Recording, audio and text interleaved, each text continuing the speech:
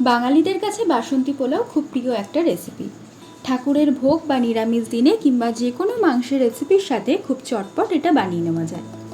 প্রথমে একটা বলে গোবিন্দভোগ চাল ভালো করে ধুয়ে তাতে পরিমাণ মতো চিনি, নুন, হলুদ, আদা বাটা দিয়ে ভালো করে মিশিয়ে রাখতে হবে আধ ঘন্টা।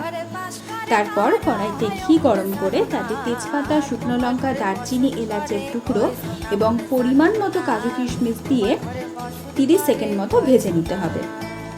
এরপর রেডি করে রাখা চালটা দিয়ে 5 থেকে 7 মিনিট নেড়ে নিতে হবে।